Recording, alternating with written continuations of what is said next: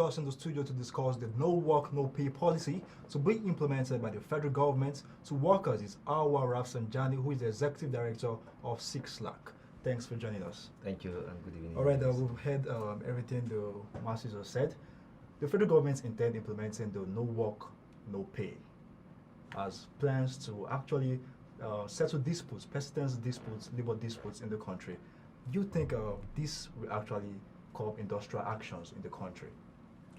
Well, I think first and foremost, we have to also realize that there's a total collapse of ethics, work ethics, and governance, collapse of governance in Nigeria. Any responsible nation, will not be doing what is happening in Nigeria. The workers and the government, they appears not to be doing what is right, just like whatever other person is talking about on the street. If you look at what is happening in the private sector, you cannot be engaged, for you to be a worker, and then you abandon the work, and then you go and be doing other things. In Nigeria, I give you an example.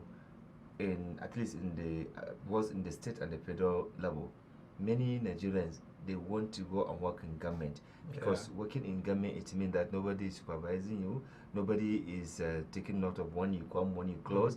Nobody really bother. In fact, many of them, they don't even go to work, but yet they get salary at the end of the month. This is really a fraud, and this is not supposed to be encouraged. If you're working in the private sector, if your time of resumption is 7 o'clock, I can assure you that most workers, they resume before 7 o'clock.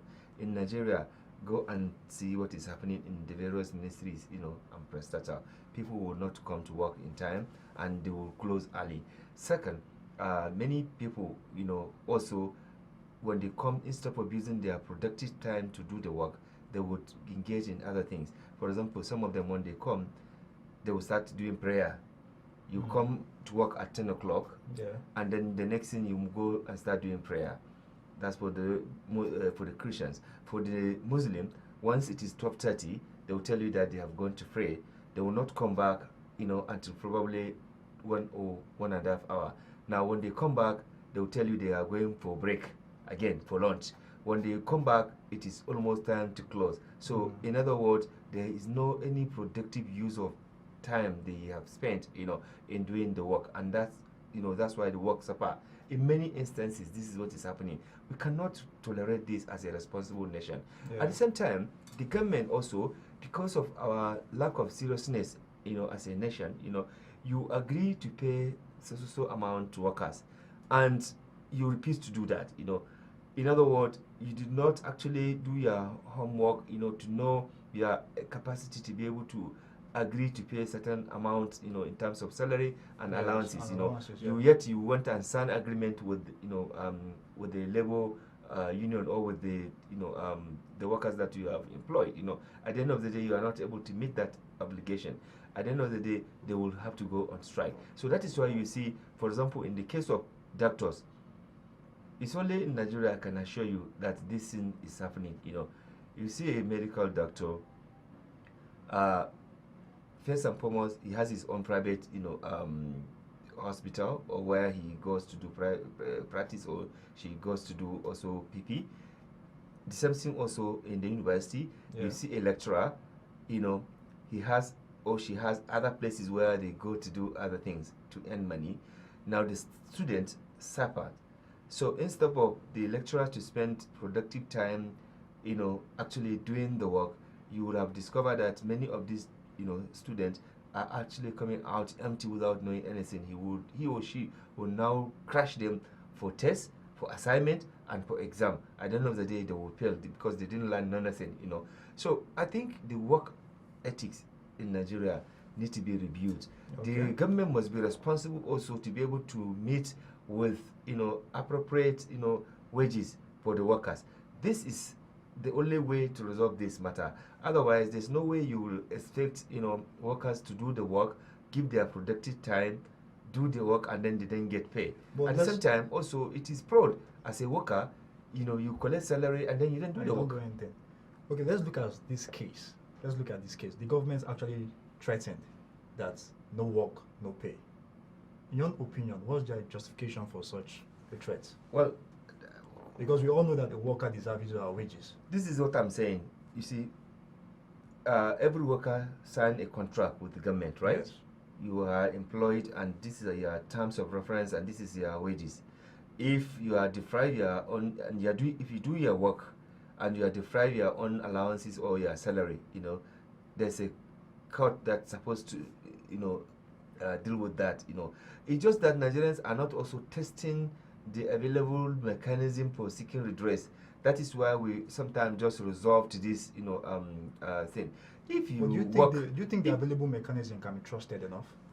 that's why we say we need to strengthen this mechanism. There are a lot of mechanisms that you need to strengthen them, because they are actually being abandoned, or they are not, being functioning, or they are not being made to work. So if we really want to, if we are serious, if government is committed and serious to ensuring that they compensate workers with appropriate wages, they should also activate this mechanism so that the workers, right from the beginning, they know that if something happens like this, they have, the right to seek redress for whatever thing. At the same time, also, government should also have the right, if they recruited you and you are not working, you don't come to work like many people do. I personally know so many people who they only go to collect their salary.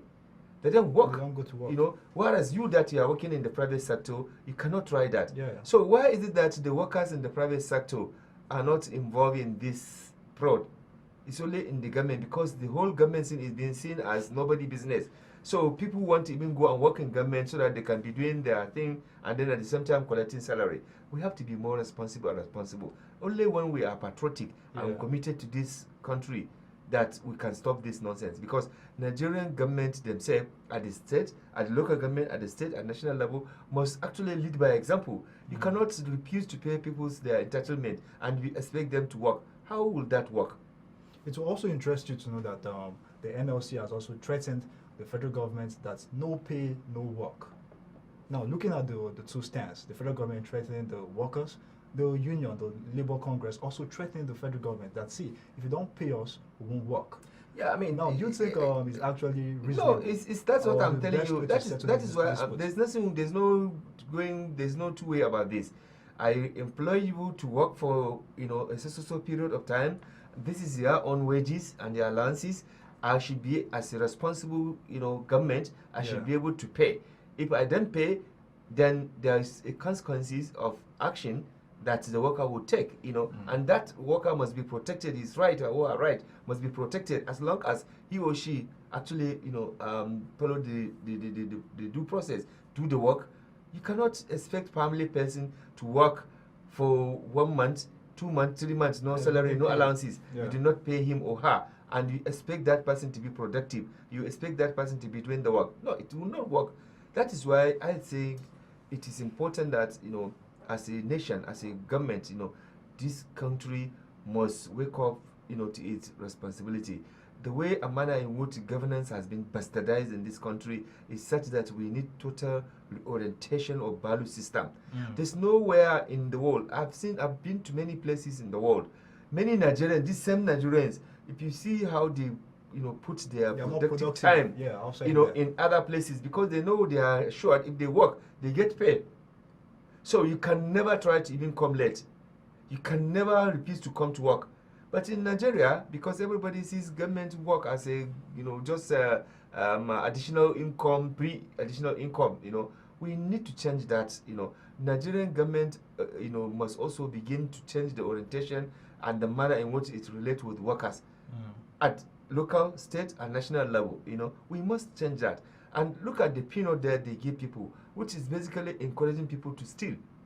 Because when you give people, a family person, you give him, wages that is not up to, even 10% of his own, reasonable, modest need. What are you doing? You are actually encouraging him or her and the country is to think of other things, So I think, if we are serious, and I've always said that a lot of, for example, I work in the development sector. I work in the NGO.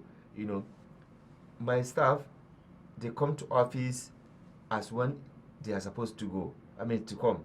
and they close when we They're are supposed to close. Okay, now let's move forward. Let's look at you made mention of mechanism, the right mechanism being put in place, talking about our value system and ethics as well. Your own opinion now, what do you think, or who do you think is responsible for lack of right structures, lack of the appropriate mechanism which is supposed to be in place? Because you made mention of workers going to court and due process being followed. So now who's been responsible First and and what should be foremost, done? first and foremost, if you have a civil service that is people-centered, oriented, civil service, there should be orientation for workers. But for that's why we have the the fresh that's why we workers. have the NOA there. Yeah, I mean, no, there's supposed to be orientation for workers. If they employ you, in particular ministry or prestator, Okay. as a fresh worker, you should undergo certain training, Okay. certain, work ethics value, so that you imbibe yourself with work environment, and work ethics, so that you are also familiar with, gender, issues on people with disability in a workplace, Yeah. issues of things that will make sure that you do not commit gender violence, issues that will make sure that you do not also commit fraud and all this kind of thing.